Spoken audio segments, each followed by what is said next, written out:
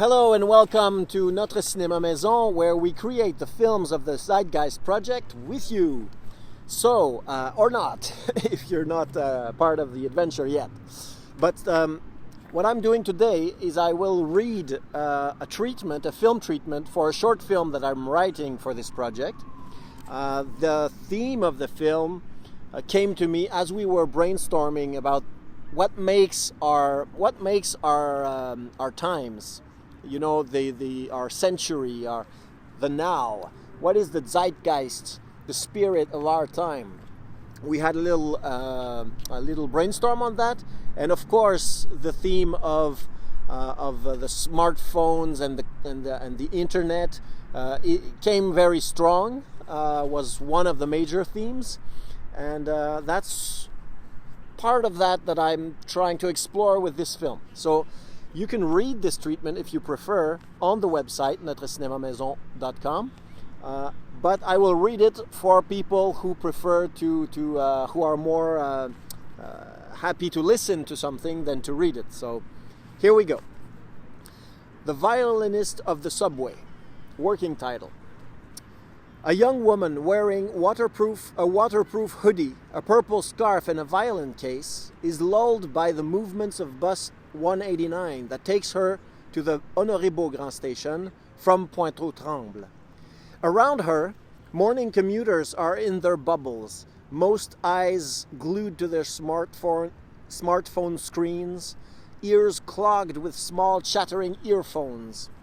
She observes them, these people. Who are they? Where are they going? She'll never know. A man of color meets her gaze. A warmth rises from her heart to her ears. The young woman looks away and stares at the gray city of winter that parades outside the bus. Her hand lingers on the case of the instrument. She touches the worn leather, rotates the strap between her fingers. She breathes deeply. She calms down. She looks up at the people.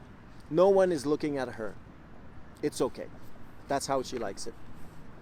In front of the exit of the Place des Arts metro station, on Bleury, the young woman installs a stand that acts as a metal lectern.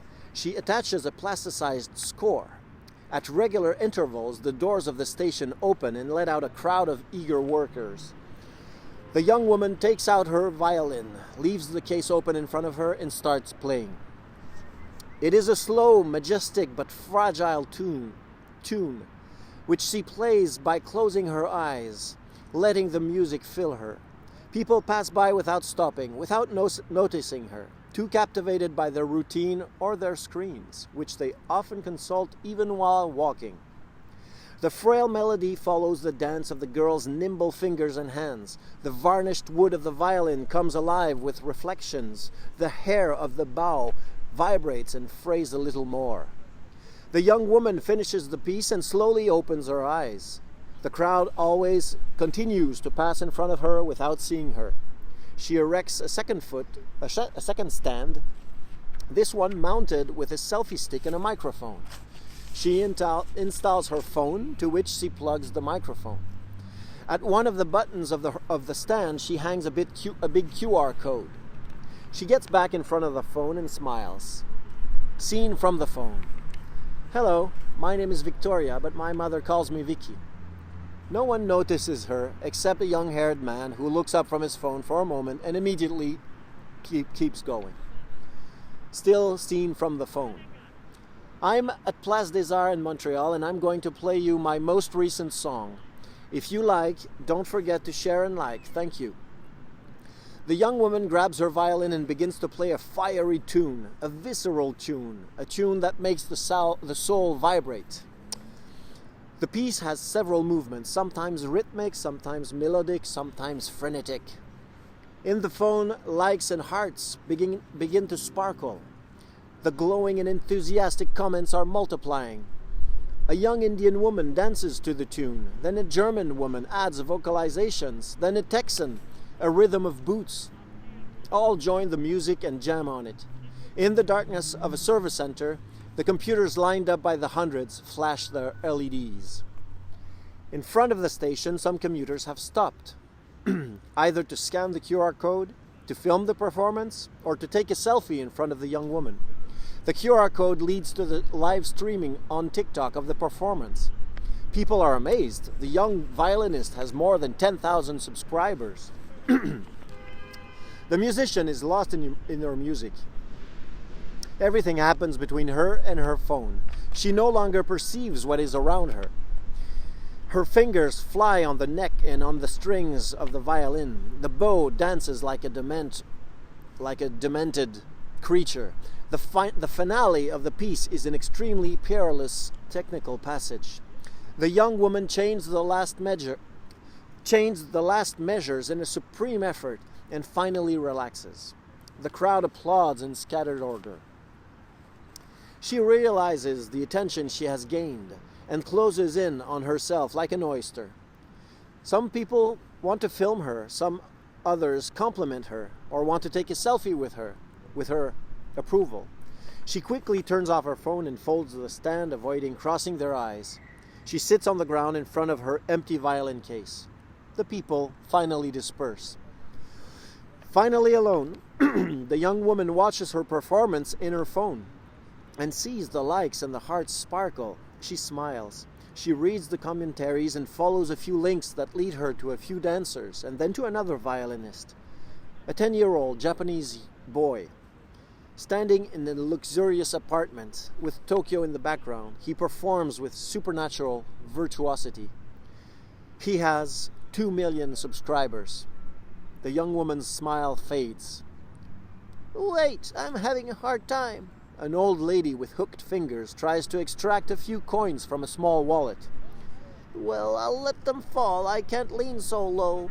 50 cents fall into the violin case. The young woman picks them up carefully. I would give you more, but with my pension, I don't have much left at the end of the month. The lady's gaze is mischievous. You play really well for your age. And this is where you come in. Hopefully, because I just had the idea of this old lady that lives outside of technology, or at least that's what we think, maybe not. And there will be a little connection with this lady at the end of the film, and I'm looking for that. I'm looking for a few final scenes that will let us understand who this young girl is, what is she yearning for, and what this old lady can bring to the table to help her. Maybe she can help her. Well, first of all, maybe this old lady is a singer herself from the olden days, and she has a very, traditional view of music. She likes the music itself. She's not about the likes and the subscribers, and she already sees this young lady in Carnegie Hall or somewhere in another grand opera room playing as a solist. So I don't know what they could do. They could do a piece together, maybe. What will they talk about? How is this scene going to be the scene that wraps up the film? After that, I imagine that the link when in the films for the Zeitgeist project, we want to have nature come in at the end, and in this case, it will be very strong winds, and the young lady will have to help the older lady catch her hat and help her stand straight, and the older lady will be sorry for this, sorry that she needs help, and maybe sorry that she's leaving this young girl a world on fire. But that's not the subject of the film. That will be just in the subtext of the ending. The most important part is really what will happen between these two characters. So if you have any ideas, any suggestions, or impressions on the overall idea for the film, please leave comments on the website NotreCinémaMaison.com or on here on YouTube. It's as you like, as you prefer. So that's all for today.